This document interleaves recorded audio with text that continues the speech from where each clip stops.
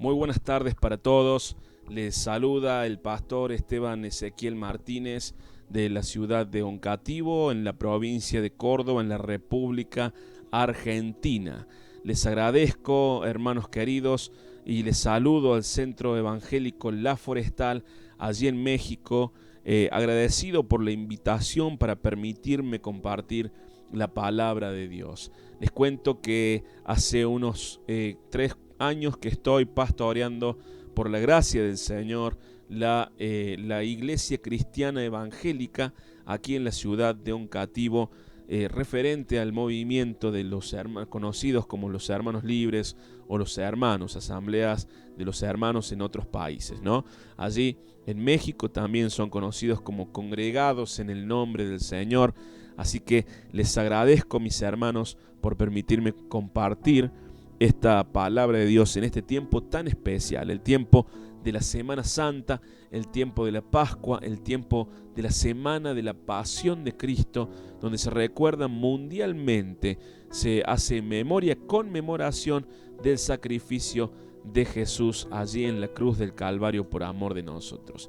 Y esto inició, como decimos, en una semana, específicamente el día domingo anterior, donde se iniciaba la entrada triunfal de Jesús en Jerusalén. Ocurren varios hechos de los cuales no vamos a hacer mención en este momento, pero les agradezco que me hayan permitido compartir el día de hoy, este Jueves Santo, el mensaje referido al Getsemaní, al huerto del Getsemaní. El huerto de Getsemaní era un lugar que estaba debajo de un monte, el monte de los olivos. Allí había unos olivares, estaban las plantas que dan las aceitunas, ¿no?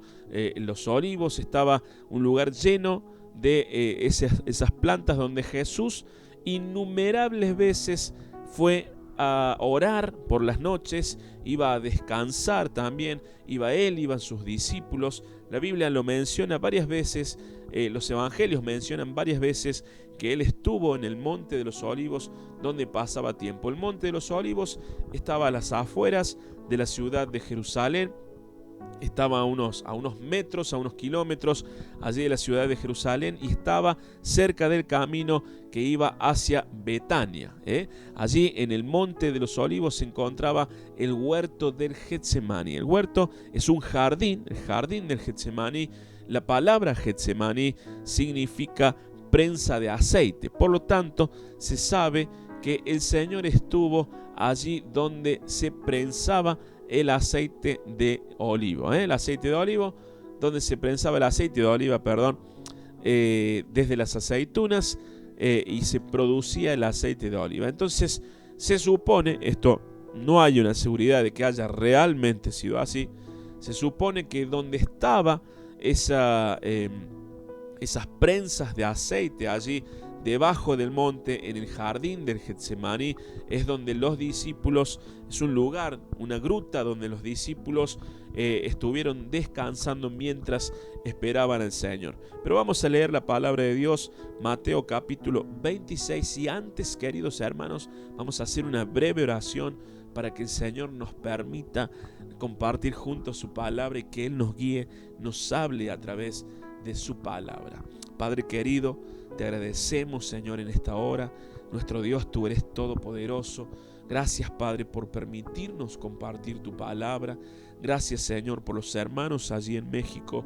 Gracias por tu iglesia en todo el mundo que en este tiempo celebra, recuerda, conmemora esta semana de la pasión, esta semana tan crucial, Padre Santo, donde tu Hijo Jesucristo, el Hijo unigénito tuyo, Señor, fue sacrificado en la cruz como Cordero de Dios por amor de nosotros. Gracias, Padre Santo, por esa salvación tan grande, por ese sacrificio, por el cuerpo del Señor, por su sangre preciosa derramada allí en la cruz.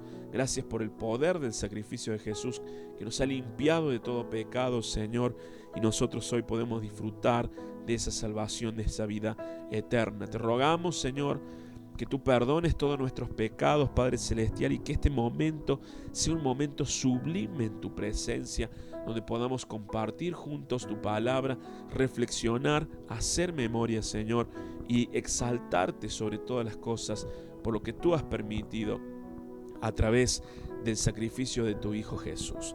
Gracias por Jesucristo, por tu Espíritu Santo, que será quien esté hablándonos, Señor, conforme a tu voluntad, Padre Santo, en tu palabra.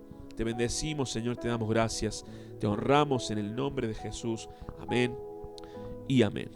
El Evangelio de San Mateo, capítulo 26, versículo 36. El día Jueves Santo es el día donde los discípulos se reúnen con el Señor para compartir la cena de la Pascua. El Señor les dice a ellos: cuánto he deseado comer con ustedes esta Pascua.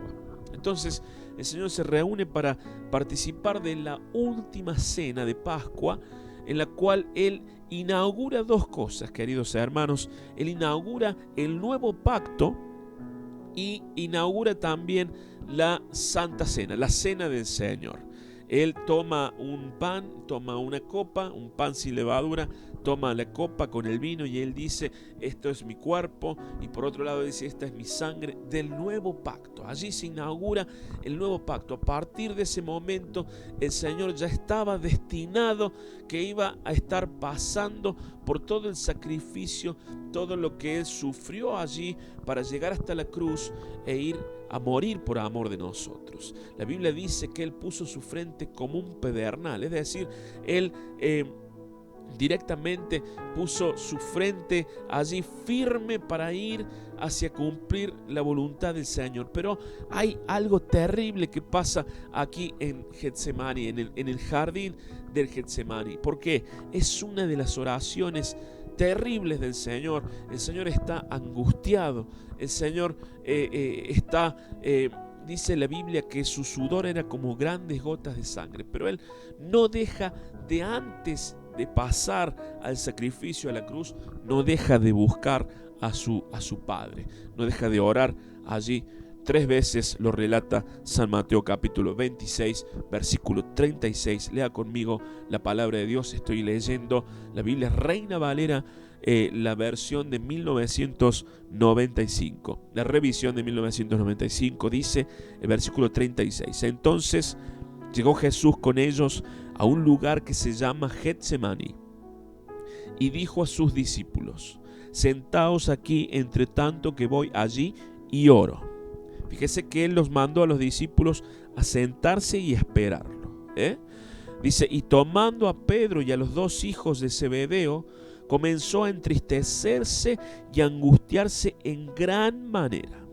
Entonces Jesús les dijo: mi alma está muy triste hasta la muerte, quedaos aquí y velad conmigo.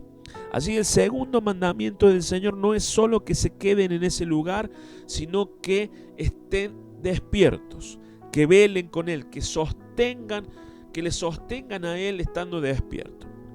Versículo 39. Yendo un poco más adelante, se postró sobre su rostro, orando y diciendo. Preste atención a esta oración: Padre mío, si es posible, pase de mí esta copa, pero no sea como yo quiero, sino como tú. Versículo 40. Fíjese que allí el Señor no menciona un amén. Él directamente hace una oración que le sale de la sinceridad de su corazón. Siempre nosotros, cuando enseñamos a orar, enseñamos que hay 4 cosas importantes que tener en cuenta a la hora de orar. Aquí el Señor no tiene en cuenta esas 4 cosas importantes. Él dice lo que le sale de su corazón. Él le dice: Señor, Padre, le dice, si es posible, pase de mí esta copa, pero no sea como yo quiero, sino como tú. Él habla de la copa del sufrimiento, habla de la copa del oprobio. Él habla que él tenía que beber esa copa de amargura que dice la Escritura, que tenía que ver con el sacrificio que él iba a llevar a partir de ese momento específicamente. Allí se iba a acercar Judas, lo iba a entregar, él iba a ser enjuiciado, podemos decir, digo entre comillas, porque él iba a ser enjuiciado de una manera ilegal, iba a ser escupido, iba a ser golpeado, él iba a estar allí sin ningún motivo, sin ningún pecado, él iba a estar allí sufriendo dolores y siendo castigado antes de ir a la cruz. Palabra de Dios dice, versículo 40, volvió luego a sus discípulos. Él ora allí, termina su oración y vuelve a sus discípulos y los halló, ¿cómo? Durmiendo.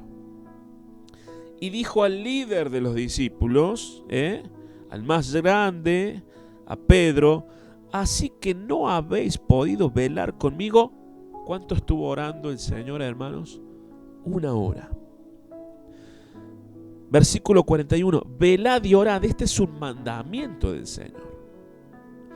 El Señor ya ahí no les dice, muchachos, ustedes quédense despiertos, acompáñenme. No le dice, quédense acá y estén despiertos. No, Él les dice, velad y orad. El mandamiento del Señor. Para que no entréis en tentación.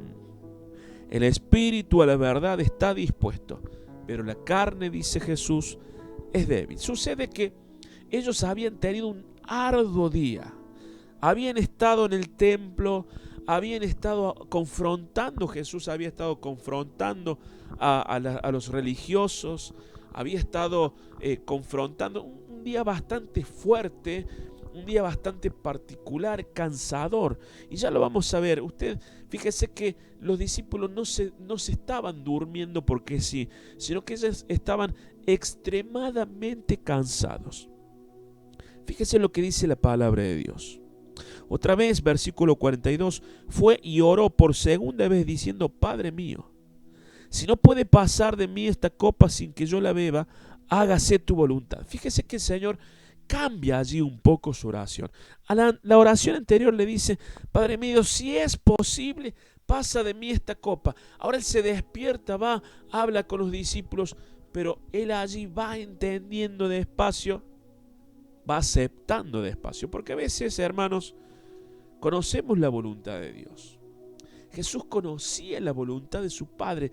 Él dice, San Juan 18, el relato en el que Él habla con Pilato y le dice, para esto he nacido, para esto estoy aquí en esta tierra, para esto vine, para ir a la cruz. Para ese sacrificio se cumplía la voluntad de Dios. Él tenía que morir en la cruz por todos los seres humanos, por el pecado que teníamos nosotros. Entonces, Él cambia su oración y empieza a aceptar la voluntad de Dios. Dice que otra vez fue oró y dice, Padre mío, si esto va a pasar, si no puede pasar de mí esta copa sin que yo la beba, hágase tu voluntad. Anteriormente le había dicho, Señor, si es posible, Padre, que pase de mí esta copa, pero yo no quiero que sea mi voluntad, sino la tuya. Esta vez va un poco más de entrega y dice, Señor, si esto tiene que ser así, hágase tu voluntad. Ahora esto me llama profundamente la atención. Primero, porque Él estaba en una angustia terrible. Él estaba pasando el juicio de su vida. Estaba llegando al momento cúlmine de su ministerio, de su vida. Él iba a morir en la cruz al día siguiente. El viernes, el día que Él iba a morir en la cruz, el viernes por la mañana. Estaba a pocas horas de llegar a ese sufrimiento cruel, terrible. Sin embargo, Él con toda esa angustia, con todo ese dolor, Él se postra y se rinde delante del Señor, delante de su Padre. Y Él dice, Señor, hágase tu voluntad. Él está en su momento de angustia y no se aleja y no lo duda, no está dudando. Él no se aleja, sino que Él acepta la voluntad del Padre. Versículo 43. Volvió otra vez y los halló durmiendo, porque los ojos de ellos, dice, estaban cargados de sueño. Estaban cansadísimos. Y dejando los versículos 44, se fue de nuevo y oró por tercera vez, diciendo las mismas palabras. Es decir, dijo la misma oración que esta última que había hecho anteriormente. Entonces se acercó a sus discípulos y les dijo: muchachos, duerman ya, descansen, porque finalmente ha llegado la hora, ha llegado el momento. Él se levanta prácticamente solo, abandonado en cierta forma, aunque los discípulos estaban allí, aunque estaban con él, aunque querían estar con él, estaban cansados, estaban frustrados, y ellos no habían podido velar con él, no habían podido prestarle atención, no habían podido escuchar sus palabras, y mucho menos, hermanos, no habían podido orar por él, orar con él. No habían podido sostenerle en oración al Señor. Y el Señor le dice: duerman, muchachos, descansen, ya llegó la hora, y el Hijo del Hombre es entregado en manos de pecadores. Fíjense que el versículo 46, si el Señor le hubiese dicho literalmente: ustedes duerman, descansen, no habría dicho lo que dice en el versículo 46: levantaos, vamos. El Señor, si te dice dormí y descansa, no te está diciendo ahí nomás: vamos muchachos, levantémonos. Él dice: levántense, vamos, ved, se acerca el que me entrega. Aún estaba él hablando cuando llegó Judas, uno de los 12, y con él mucha gente con espadas y palos de parte de los principales sacerdotes y de los ancianos del pueblo. Y el que lo entregaba les había dado señal diciendo: al que yo bese, ese es, prendedlo. Enseguida se acercó a Jesús y dijo: salve, maestro. Y lo besó. Jesús le dijo: amigo, ¿a qué vienes? Entonces se acercaron y echaron mano a Jesús y lo prendieron. Pero uno de ellos que estaba con Jesús, la Biblia dice, los otros evangelios dicen que era Pedro, echando mano de su espada, hirió a un siervo del sumo sacerdote y le quitó la oreja. Entonces Jesús le dijo: vuelve tu espada a su lugar, porque todos los que tomen espada a espada perecerán. ¿Acaso piensas que no puedo ahora? Fíjese lo que dice Jesús, es impresionante. ¿Acaso no piensas que no puedo ahora orar a mi Padre y que Él no me daría más de 12 legiones de ángeles? Pero ¿cómo entonces se cumplirán las Escrituras de que es necesario que así se haga? En aquella hora dijo Jesús a la gente: como contra un ladrón habéis salido con espadas y con palos para prenderme. Cada día me sentaba con ustedes enseñando en el templo y no me prendisteis. Pero todo esto sucede para que se cumplan las Escrituras de los profetas. Entonces todos los discípulos, terrible esto, dejándolo solo, huyeron. Esta escritura es impresionante. El Señor allí es entregado y queda solo, apresado, traicionado. Simplemente Él se había levantado para que se cumpla lo que el Señor lo que el Padre ya había planeado antes de que iba a suceder. Hay algo muy poderoso que sucede aquí en el huerto del Getsemaní. El Señor varias veces estuvo con sus discípulos, varias veces estuvo en oración en el huerto del Getsemaní. Por lo tanto, el Señor no solamente les dice a ellos: muchachos, ustedes tienen que orar, ustedes tienen que velar, que estar preparados, ustedes tienen que quedarse allí, no estén conmigo, porque a mí me van a agarrar, muchachos. Ustedes, si están conmigo, corren peligro. No solo eso, sino que Él les enseña una terrible enseñanza, impactante enseñanza. Ustedes tienen que velar y orar para que no caigan en tentación. Cuando uno está en tentación, uno está solo, como en el huerto de Getsemaní. Uno está para ser prensado allí en cierta forma, Uno está allí para ser probado, para ser tentado. Y cuando uno está siendo tentado, está solo y está a punto de caer, y el Señor le dice: muchachos, la única manera de salir de la tentación es orando, es estando despiertos. La única manera de salir de la tentación, de que la tentación resbale ante sus vidas, de que pase de largo, de que pueda rebotar en ustedes la tentación, es la oración. Velad y orad para que no caigan en tentación, porque dice la palabra del Señor, Jesús dijo: el espíritu está dispuesto. No es que el espíritu no esté dispuesto, no es que no lo quieran hacer. El apóstol Pablo dice: a veces yo hago lo que no quiero y lo que sí quiero no lo hago. Miserable de mí, dice el apóstol Pablo allí en Romanos capítulo 6. Cuando él habla de su pecado, de la tentación, de lo difícil que es ese momento. Entonces él les dice: muchachos, ustedes, para que la tentación no tenga efecto sobre sus vidas, tienen que velar y orar.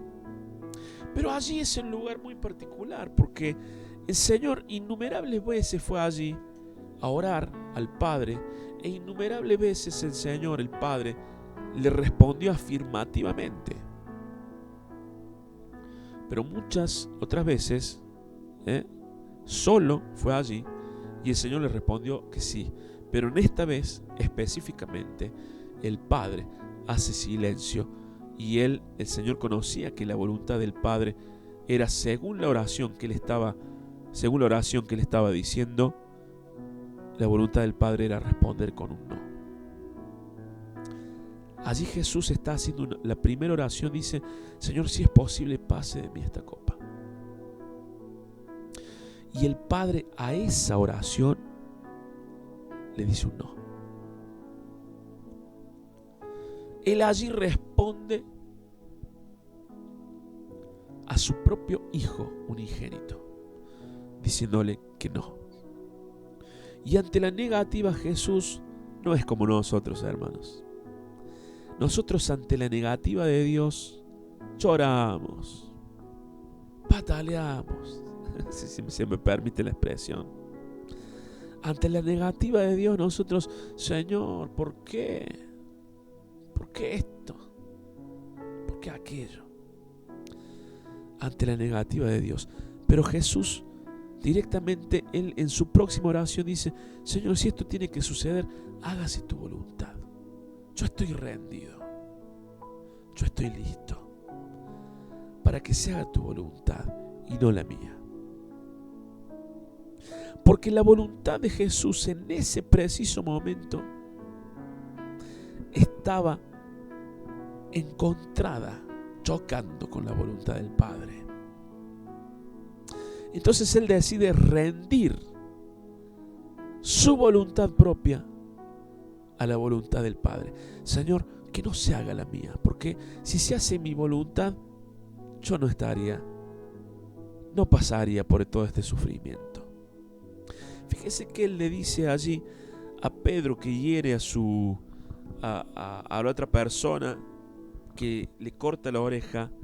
El Señor le dice: ¿pero vos no crees, Pedro, que si ahora yo le pido a mi Padre, que Él no me daría 12 legiones de ángeles?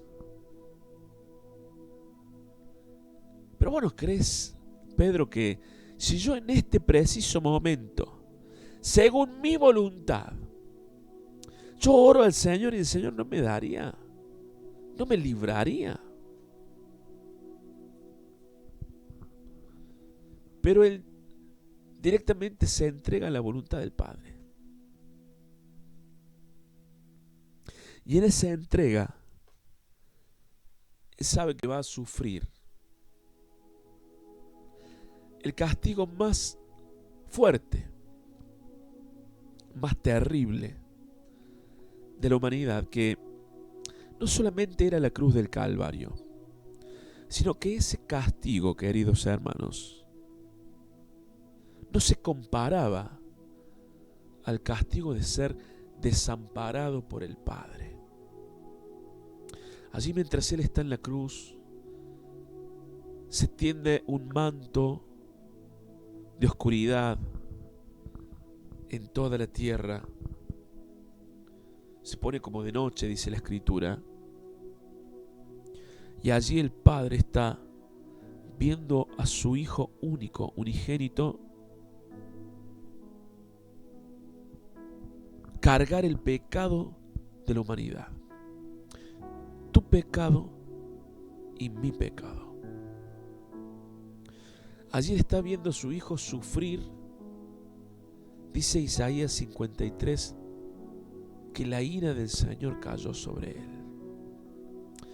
Y por esas llagas nosotros fuimos curados. El Señor se estaba disponiendo allí cuando Él les dice: muchachos, la hora ya es esta hora. Yo sé que desde ahora en adelante el punto final de mi vida es la cruz. Se estaba disponiendo para llevar el castigo más fuerte que Él podía pasar, que era el desamparo del Padre. El Padre estaba mirando el pecado que Él cargaba en la humanidad, de la humanidad allí en la cruz. Y Él tiene que desamparar a su Hijo para ampararnos a nosotros, hermanos.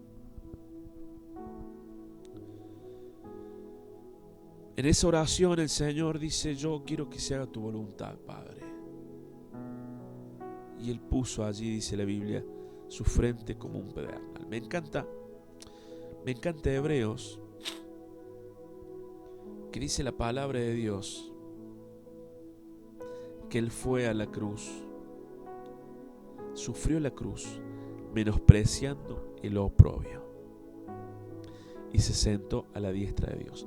Y fue a la cruz, dice la Escritura, por el gozo puesto delante de Él. ¿Y cuál era el gozo puesto delante de Él?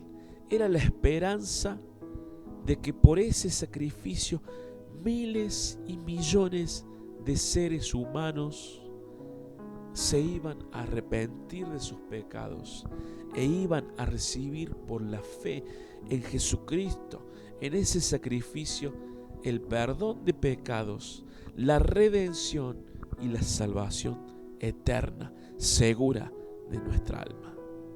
Ese era el gozo propuesto delante de Él. El gozo puesto delante de Él, queridos hermanos, era tu vida, era mi vida allí cuando Él nos vio arrepintiéndonos de nuestro pecado. Él vio que miles y millones de criaturas iban a recibir en su corazón a Jesús, iban a creer en Él por la fe, y Él les daría una vida nueva. Fíjese qué maravilloso. Él podía allí, en ese huerto, en ese jardín del Getsemaní, podría haber parado todo. Con una oración Él podría haber dicho: no, Señor Padre, mándame los ángeles. Y un solo ángel podría destruirlo todo. Imagínate 12 legiones. 12 legiones podrían destruir toda la humanidad. A eso se refería el Señor. Entonces Él podría haber frenado todo. Señor, yo no quiero pasar esto. Llegaban esos ángeles y chao, seres humanos. Se terminaba la humanidad. Pero Él vio el gozo puesto delante de Él. Por el gozo puesto delante de Él, sufrió la cruz, menospreciando el oprobio. Él tuvo por menos todo el sufrimiento que Él iba a tener allí. Los latigazos, los golpes, los clavos en sus manos, en sus pies, la corona de espinas. Los profetas dicen que le agarraban de la barbilla hasta que sangrara. Isaías 53 dice que no se lo podía reconocer al Señor, que su rostro estaba desfigurado, que no se lo podía reconocer. Imagínate, hermano, imagínate, hermana, el valor de la cruz, el valor del sacrificio de Jesús, Él derramó su sangre hasta la última gota para lavar nuestro corazón, nuestras vidas del pecado. Él podría haber frenado todo eso allí en el huerto del Getsemaní. La Biblia dice también que Él estaba derramando su sudor como grandes gotas de sangre. Pero el Padre no lo dejó solo. El Padre envió un ángel para fortalecerle.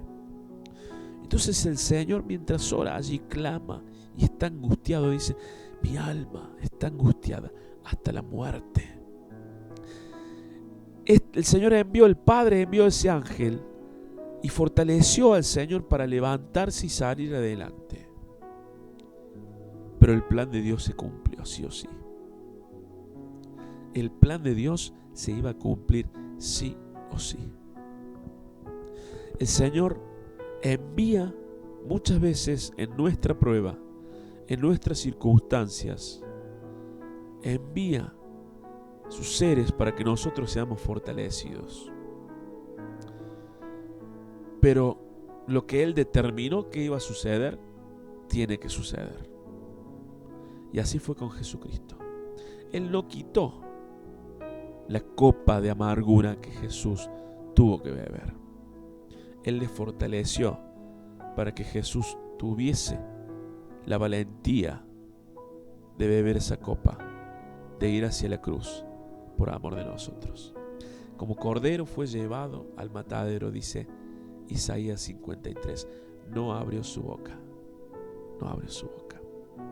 Queridos hermanos, que este tiempo de Pascua sea un tiempo de reflexión para nosotros. Nosotros debemos aprender de Jesús.